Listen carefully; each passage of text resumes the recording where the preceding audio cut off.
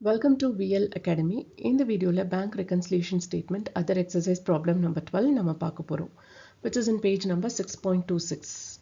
இதுதாங்க 12th question. இதுவும் வந்து bank balance as per passbook தான். ஸோ இதில் வந்து எதெல்லாம் ஆட் பண்ணும் எதெல்லாம் லெஸ் பண்ணும் அப்படிங்கிறத நம்ம டைரெக்டாக ஆன்சரில் பார்த்துடலாம். கொஷின் இல்லை அப்படின்னா வீடியோ பாஸ் பண்ணி கொஷின் காப்பி பண்ணிக்கோங்க. கொஷின் கையில் இல்லைன்னா என்ன எக்ஸ்பிளைன் பண்ணாலும் உங்களுக்கு புரியாது. ஓகே, ஸோ இந்த ப்ராப்ளமில் வந்து bank balance as per passbook வந்து 10,000 rupees. அடுத்தது வந்து cheque deposited into bank but no entry was passed in the cash book. என்னென்னா நம்ம ஒன்ஸ் செக் ரிசீவ் பண்ணாலே கேஷ் புக்கில் என்ன பண்ணுவோம், அந்த அமௌண்ட்டை வந்து ரிசீவ் பண்ணிட்டோம்னு சொல்லி கேஷ் புக்கில் ஆட் பண்ணியிருப்போம். பட் இப்போ வந்து செக்கை வந்து நம்ம ரிசீவ் பண்ணி அதை பேங்க்கில் ப்ரெசென்ட் பண்ணி அமௌண்ட் வந்து நம்ம அக்கௌண்ட்டுக்கு வந்துடுச்சு. பட் அதை கேஷ் புக்கில் நம்ம காமிக்கல. அப்போ என்ன பண்ணணும், பாஸ்புக்லேயும் அதை நம்ம லெஸ் பண்ணி காமிக்கணும். 500 ரூபாய் வந்துருச்சுங்கிறத கேஷ் புக்கில் போடல அப்படிங்கவும் பாஸ்புக்லேயும் நம்ம அந்த 500 ரூபாய் இல்லைங்கிற மாதிரி லெஸ் பண்ணி காமிக்கணும். Okay, and cheque received but not sent to the bank.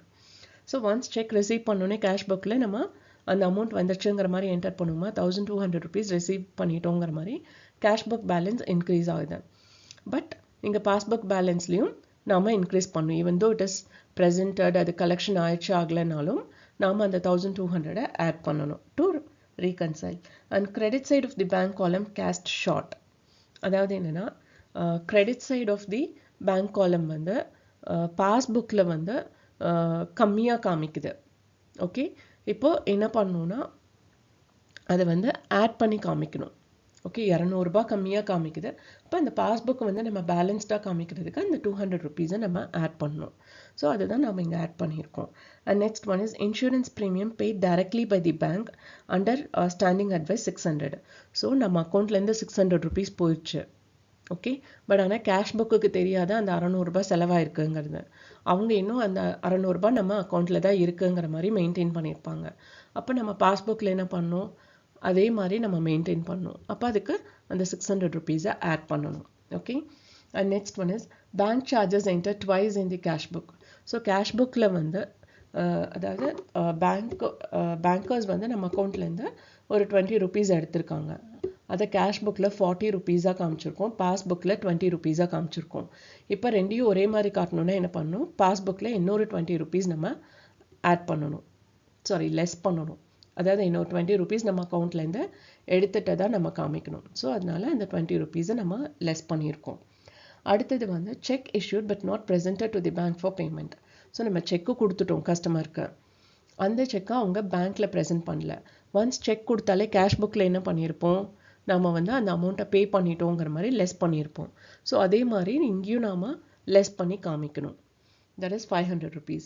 அடுத்தது check received enter twice in the cash book 1000 rupees.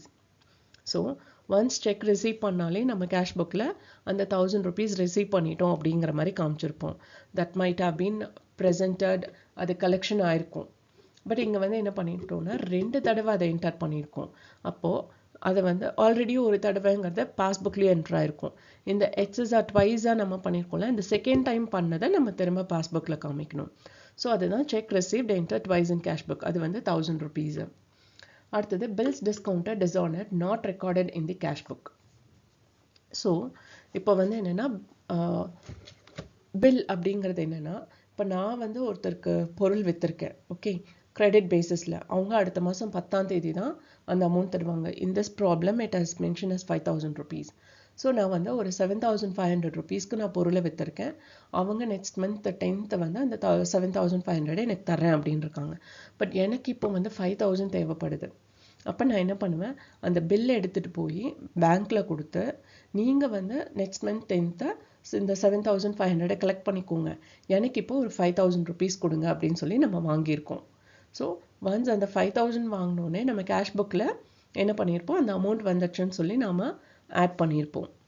Okay, இப்போ என்ன ஆச்சுன்னா அந்த 5000 வந்துடுச்சு, பட் அந்த 5000 வந்து டிஸானர்ட் ஆயிடுச்சு. டிஸானர்ட் இன் த சென்ஸ்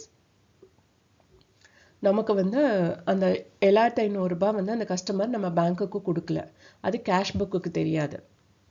ஓகே, அப்போது அங்கே 5000 நம்ம ஆட் பண்ணியிருக்கோம் அப்படின்னா இங்கே பாஸ்புக்லேயும் அந்த 5000 ரூபாய் நமக்கு வந்துடுச்சுங்கிற மாதிரி ஆட் பண்ணணும். டிஸானர்ட் ஆனது வந்து கேஷ் புக்குக்கு தெரியாதனால அந்த 5,000 அங்கே லெஸ் பண்ணியிருக்க மாட்டாங்க. அதனால இங்கேயும் நாம் லெஸ் பண்ணாமல் ஆட் பண்ணி காமிக்கணும். Okay, so with this everything is over. So இதில் பாஸ்புக் பேலன்ஸ் 10,000ஓட ஆட் பண்ண வேண்டிய வேல்யூஸ் எல்லாம் சேர்த்தோம்னா தட் இஸ் 8,000 rupees.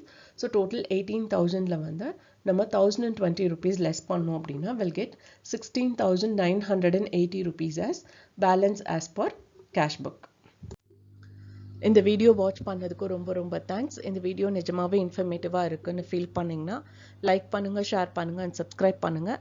அண்ட் மறக்காமல் பெல் பட்டன் கிளிக் பண்ணுங்கள். ஒன்லி தென் நான் என்னென்ன ப்ராப்ளம் அப்லோட் பண்ணுறேன் அப்படிங்கிறது உங்களுக்கு நோட்டிஃபிகேஷனில் வரும். Thank you once again.